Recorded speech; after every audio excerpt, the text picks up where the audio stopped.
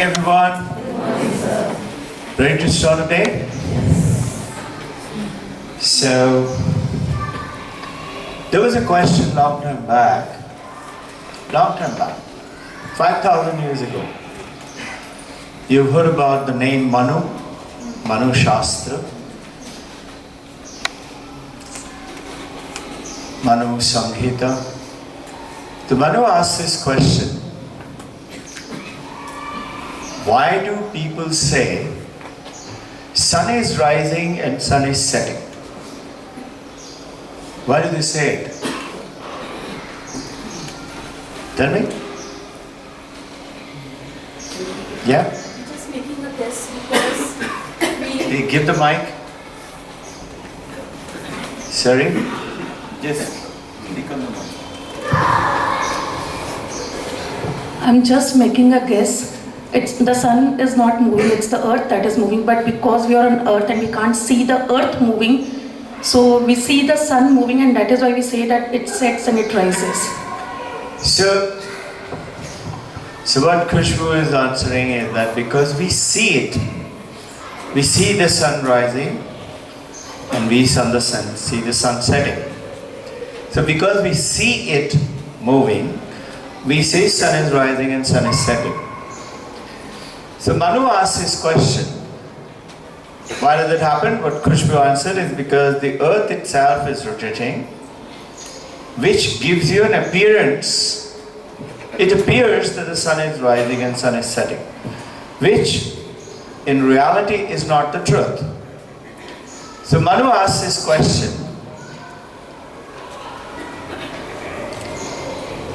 earth is rotating, so it appears sun is rising, sun is setting.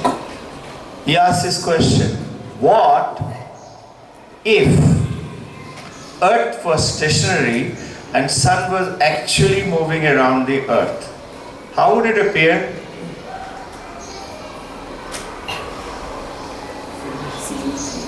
Somebody get the microphone.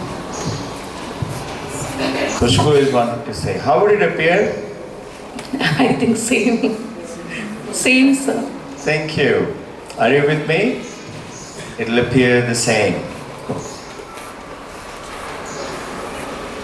What is it? Many are not with me. Now, earth is not rotating, okay? Earth is stationary. But the sun is actually going around earth. How would it appear to you and me? It would appear the same thing.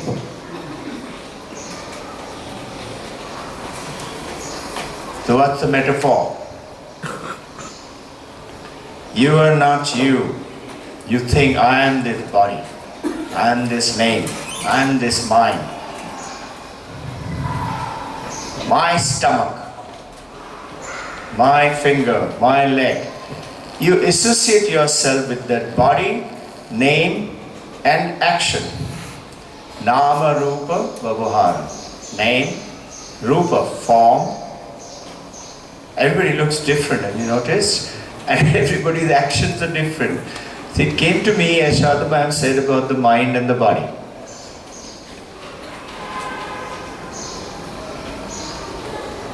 It appears to you same, even though you are not your name and the body and the form. You're not. But it appears to you the same.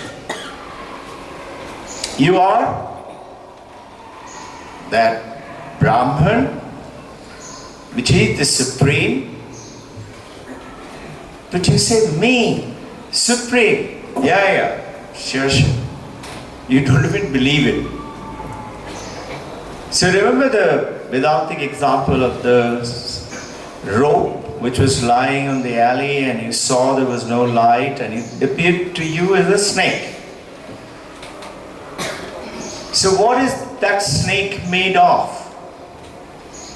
The snake which is appearing to you from the which is rope which is lying there. What is it appearing to you? Snake is made of what? What is that snake made of?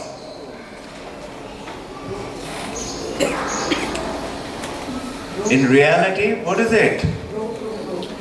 There is nothing. Paramahamsa Ramakrishna asked another beautiful angle. He said, if the rope is burnt, have you noticed when the ropes get burnt, it still looks like the rope. Exactly like that. It may change the color, but the rope still looks like the rope. Would it still look like the snake? It might, depending on how it is lying, how it was burnt, isn't it? It has not removed its form. But now that rope can't do anything. If you try to pick it up, it will crumble into dust. So what's the metaphor? So it appears, the rope appeared to be the snake. And what is that? That is the illusion. The sky is not blue, but it appears to be blue. And you and I, like a poet and writing a lot about beautiful blue sky. Are you with me? So you and I are always going by this name and the form. So why do we need to know this? What's so great? Everything is going pretty okay. We are waking up. We are finishing our morning chores, we are having breakfast, we are in the school. Why bother the head with all this? Where is the reason? What's the reason? Why should we talk about it? So the essence of the Vedanta is for you to discover the truth. What is it? What the truth? Why do we need to know the truth? Very simple. You and I don't want any suffering in our life. Who wants suffering? Even the dog doesn't like the suffering, no? You beat up a dog is sitting like that, and it's crying maybe. Many of you have dogs, have you seen? When you fire the dog sits down. But the moment you get up, dog will again get up. He's forgotten about your beating. And he wags his tail and going around. That's why I keep telling the parents, do you want your children to be pet dogs? Whatever you do, the dog will forgive you and go behind you. Or do you want your children to be lions and tigers? So the same thing. The understanding here is until and unless you disassociate yourself from your name and form and your conduct, which is the result of your mind, you are going to have suffering. This is the ancient discovery of the sages of the Vedanta. The moment you associate yourself, what happens then? Let's say, how do we acquire knowledge?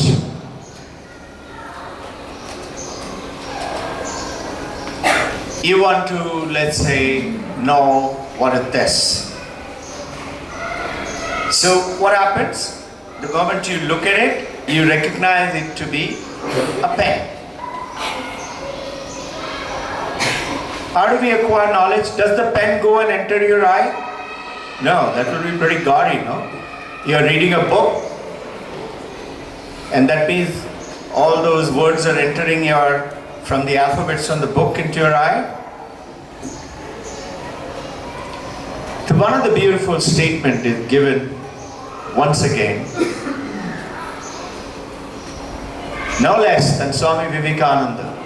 He said, look, you were born, you had that body changed and became a baby to a toddler, to a creeper, to standing, and then walking around, and then becoming a little older, and then teenagers, and then adult, and then middle-aged, and then old. Notice the body is changing, and then the body dies.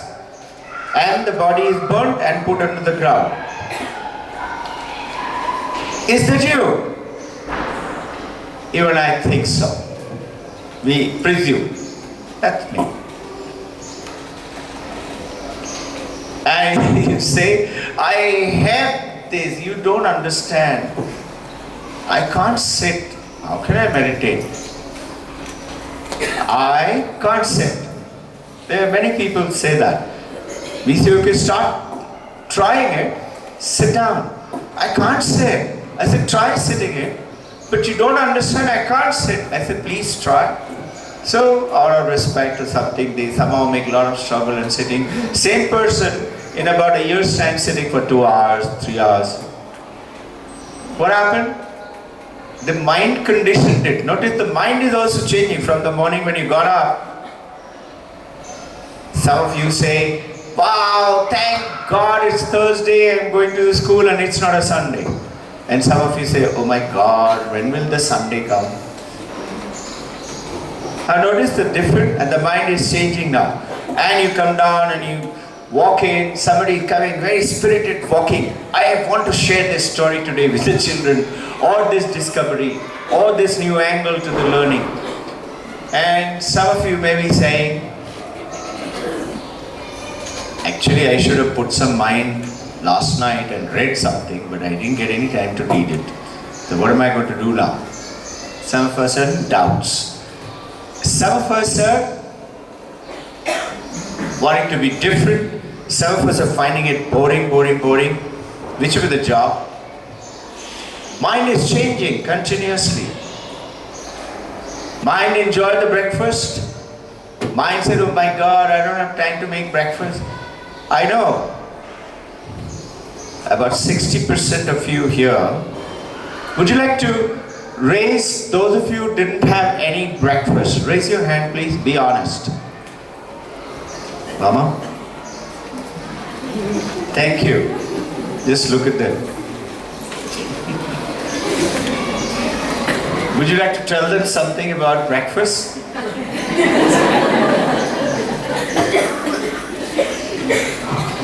Everybody they say, I'm sure Swati ma'am also she will be agree.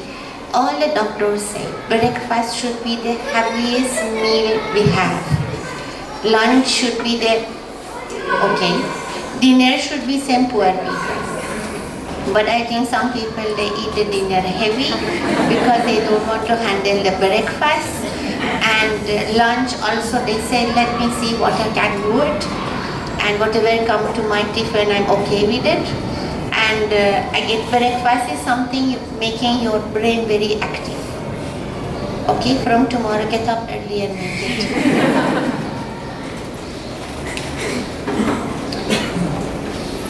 Actually speaking, if you look at it carefully, if you are living in a 5-star hotel, and which is bed but without breakfast, you might do the same thing. Won't have breakfast. But supposing it is bed and breakfast and you paid money for it, you are going to make sure you're going to go and eat. No? So in your home, if you have somebody making that breakfast and giving it to you, like mommy used to do, you will have. So now what is it? Self-effort. And what is that self-effort? Some of you mothers are saying, right now, you know what Anju ma'am said just now? I can't skip it, I have to make it for my son. Did you say that? Notice I caught her with the thought, and so many of you, hey, you can pick up this. This is nothing special about me. It's special about all of us. Only thing you need to at least start to make the attempt to get connected to the rope, not the snake. Get connected to who you really are. The moment you recognize who you are, it's different. Though it might appear to be the same, whether the sun is going around or the earth is going around, it still appears to be the same. But now you know. The ocean and the wave appears to be the same. But that wave which is now without the wave, an enlightened Paramahamsa Vivekananda, enlightened wave, Jesus Christ, He's still the wave. He hasn't stopped being a wave. Enlightened doesn't mean that you're going to die. The moment you're enlightened, meaning your body is dead, not a very exciting story to get enlightened then. Nobody would want to get enlightened. One, and two, none of us will have an enlightened master as guru either. The moment he gets enlightened, he dies. So that's not the truth. The wave is enlightened to know I am not the wave. But notice, the wave has taken its existence from what it is, which is the water. It's taken the form. From that, what is it? existence of the water. You've taken the existence of your body from the existence of the Brahman, as per Vedanta. The Brahman and the Maya. What is Maya? What it appears to you, which is not true. The sky appears to be blue. That's Maya. It's not true. Sun is going around. It appears. It appears that this is who I am. And it is so strongly embedded into us that until and unless you learn to get out of it, become aware, just become conscious. As per Vedanta, called Jnana Yoga. Know who you are. You have to just now. You don't have to do great things.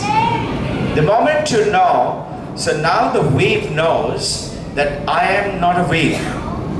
I am playing the role of a wave. Yes. So what happens? You realize I'm water. You realize I am the supreme Ishvara, God, Allah, whichever way name that you like to call. Call yourself. I am that supreme. I am that water. Water is what? The ocean. I am the ocean. It appears to be very difficult. But the moment you start to know it, pick up the journey, you'll be surprised from where all that knowingness will come start pouring upon you. Now what happens?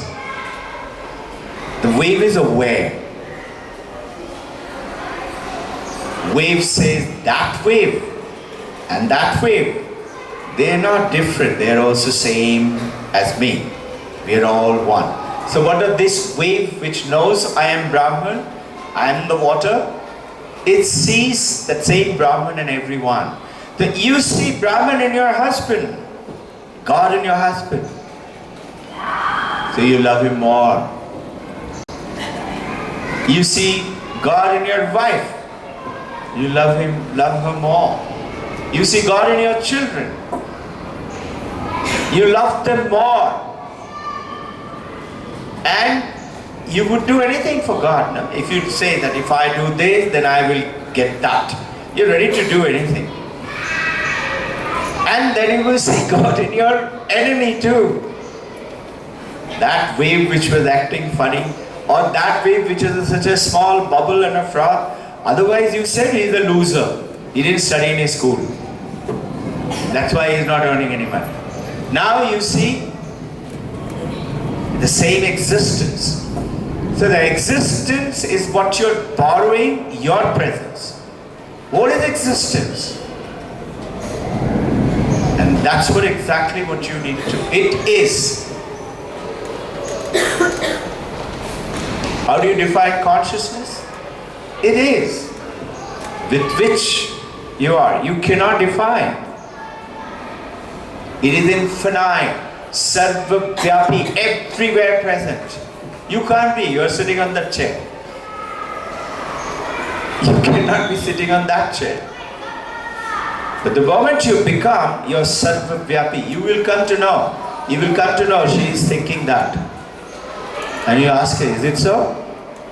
Initially you will ask. Later on you will not ask. You just know.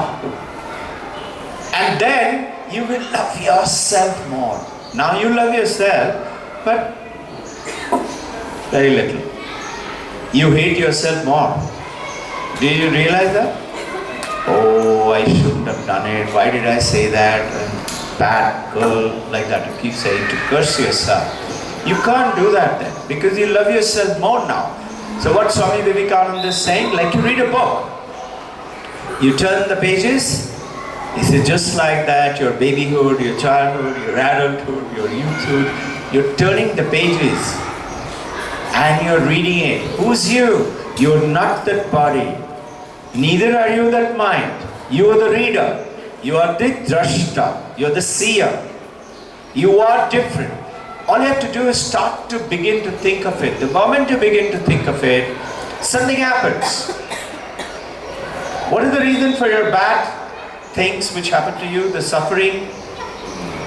Because if you've done something bad, yourself only done something bad. We generally say, You are the one. Spoil my whole life. It is you who spoiled your whole life. You, because of you only you met that guy or the lady. Because of your karma. Because of your karma, you have chosen your parents too. And your friends. And you don't know, you've chosen this school to come and work here also. We all have chosen in our own, and we have a journey to take on. So be aware and start to find out little more and little more. So why do we need to be aware? And what's the process? Okay, all right, I'm sold. Now what do I do? You have to lead a life of what is called being a goody-goody girl, being a good boy. You have to lead a life of purity. First step, ahimsa. Don't use any harsh words on anyone, harsh actions, harsh thoughts. Even the thought itself, you haven't done anything wrong. But the moment you see Dr. Ghosh is coming from there, you say, oh my God, I hate that guy. And you turn around and you go away. That's a harsh action. Isn't it? Second, Satya. I'll just give you two. There are lots of them. But basically you know, as a teacher you're already aware. It's difficult not to tell lies. But you know something? Something happens.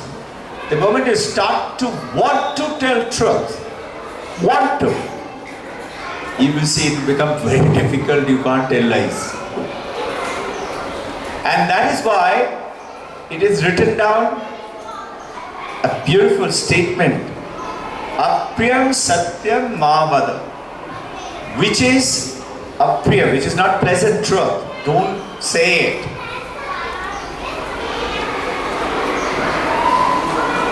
So what do? Somebody asks, how am I looking? As not looking good. Don't say very nice. Don't say. So what should you say? You're looking ugly? No, that is Apriyam Satyam. Then what should you do? Just smile. Why do you want to know? Why I'm not looking okay? No, I just wanted to know. So I tell Sharda ma'am, do you have another sari? The Sharda ma'am will show. This is another one, and this is another one. And we say, okay, great, this one is good. You're being sincere, simple, honest, and you know what? What will happen is, world will follow you, because world knows what you say, what you do is true. And everybody loves truth. Do you like a fraud friend? Do you like a fraud husband? A cheater wife? Nobody likes them. So basically, the human element. So what should you do? Besides those Ayama, Niyama, Asana, Pranayama, Pratyahara, Dharana. Pranayama is what? Learn to breathe. We're breathing all the time. We're alive because of that breath, but we don't know how to breathe. So it tells you. And then at the end of it, learn to be still. So what happens when you become still? You remember that academic knowledge, you become the ocean and you realize you're the water. What happens then? Your sufferings go away. Why do they go away? Because whatever bad actions you've done before, it starts to get erased. Somebody is erasing it. Who is that somebody? In Advaita, somebody meaning somebody else, like in a temple, in a church, in a mosque. In Advaita Vedanta, it is you only. That you is all you, within you. So you are a complete package. You have everything. And you are not this body and the mind. You are that everyone too. So I am. Generally we start off by saying, I'm nobody. I'm a small guy. I'm a very simple person. I haven't done anything. From nobody, you become, I'm somebody. I am. You have name, form, fame, and from there you go to I am everybody. So the moment you're everybody, you're a true leader. And whether political leader or leader of the society or whatever you like to say, just spiritual leader, you may not do anything, but you'll be surprised. Your aura will start to go into everyone. And everybody will be benefited. They will get healed. They will get healed with whatever they have the problem. They'll come to you, or you will come to know without them coming to you. At the moment you put your attention, your consciousness, which is everywhere. So if I touch this part of the ocean, you cannot fathom it, but you'll be surprised the other part of the ocean also knows that you're touching it. It's like, let me make it simple for you. I touch your toe. Won't you know? It's like that. But you can't realize it now because ocean is so big. What about ocean is so big? What about the universe? Forget about a little earth. You are here, somebody in Scandinavia will know. It has happened to you so many times. You were thinking of, let's say, your mother.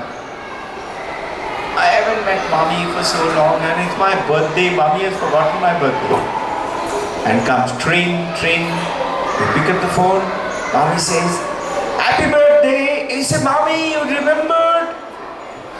What did you do? You actually connected with mommy without realizing it. Just by thinking about it. So be careful of those negative thoughs. What do you do now? Your mind is bombarded continuously with negative thoughts. All the time. You know why? Because we are Nama Rupa Bhavara. We are our body, our mind. So it is bombarded. So what should you do? The moment the thought comes, a negative thought, sweep it away and replace it with a good thought. Immediately. Otherwise, that negative thought leading into a negative action will become, we have talked about it, will become a little vritti. Vritti is like a bubble in the, let's say, boiling milk. It becomes a vritti. And if you act upon it, I want to have a cup of coffee. So it is a coffee vritti. You go and have the coffee. Now the coffee vritti becomes very strong. You've taken the coffee, it goes down to where? Your sanskara, who I am. It goes down and stays there. Again it will come up. When will it come up? You don't know, as a simple person like you and I. But as you're aspiring to be without this, you will know. And you will say, shut up, I don't want coffee. I'm happy without it. And you will say, coffee vritti will go away, it will get erased. And will be replaced with something nice, something good. Depends on how you would like, there could be lots of examples. You choose what you do.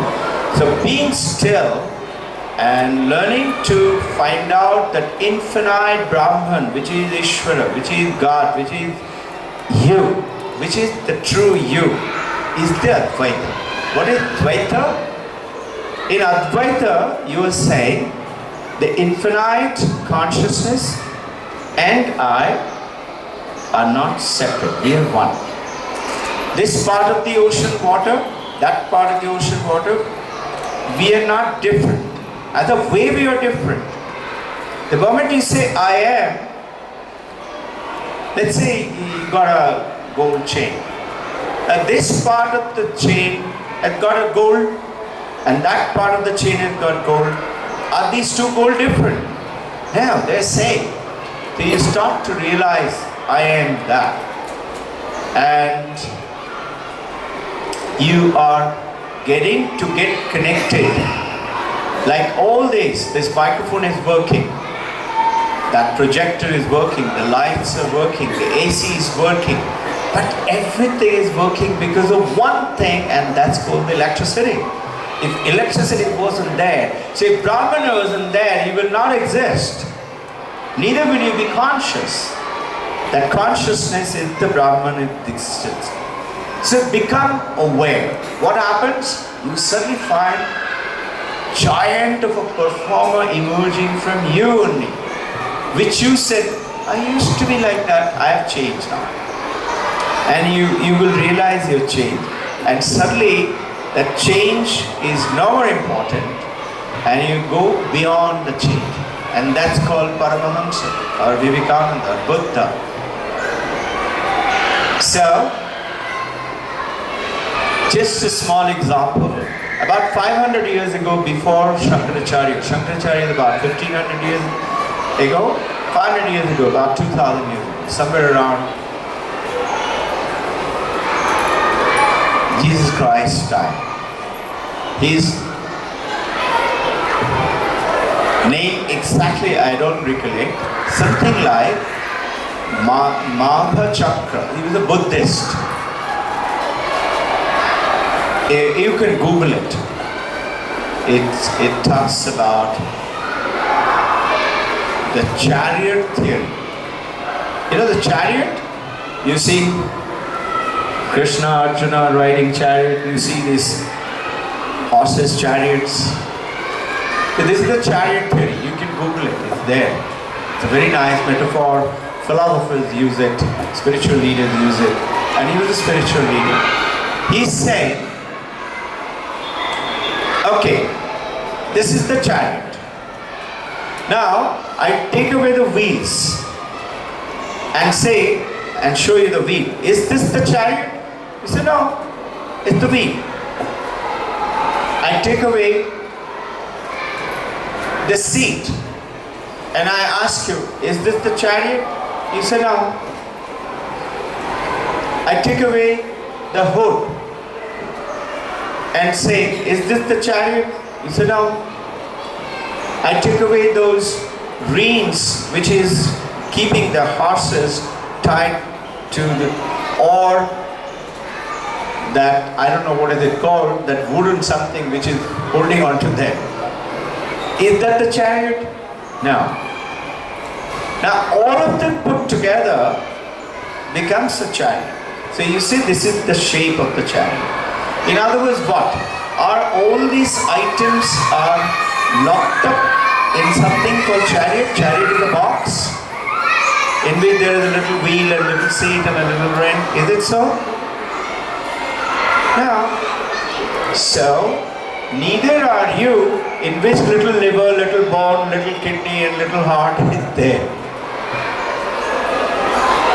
So that supreme you, have you noticed in your biology classes, did somebody discover to you, Bandla ma'am is saying my topic, did somebody say, look, just left of the heart, 2 inches above is your self, your soul. As the cardiologists say, be careful while operating, you might cut the soul also. Are you with me? Start to become aware. Neither are you the kidney or the hand. This hand, I say my hand. I am looking at the hand. Can I say the hand is looking at me? No. So, this eye, which is looking at the hand, is neither eye. That is the eye of the eye, which is looking at it. And getting the message through the eye, goes into the optic nerve, which is sending a little electricity spark, which goes onto the brain, and the brain is giving it to the mind, and the mind associates with it and says, this is knowledge. This is the pen. Supposing you didn't see a pen ever before, you're seeing it still, but it is not a knowledge, you don't know what is it, till somebody comes and tells, like a teacher like you, and say, this is Venus, this is Jupiter. And the child goes and says, this is Venus, this is Jupiter. This other knowledge is getting acquired. But who's the one is the learner? There is none. You say soul, self, soul and self knows everything.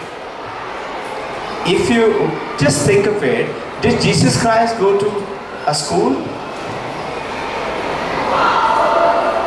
No.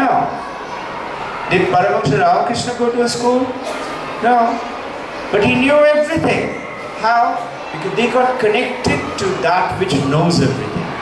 So yours and our intention, application to this operation of the school as such, tell them to learn to be still. It's difficult, particularly for those children who are hyperactive, can't sit still.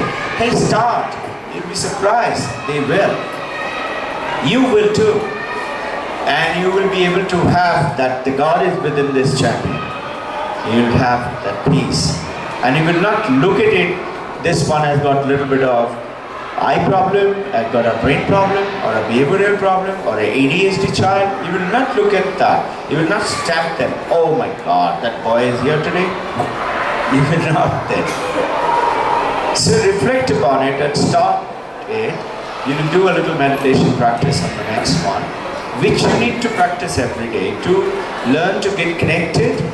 You need to get connected with your own self. Have a beautiful day.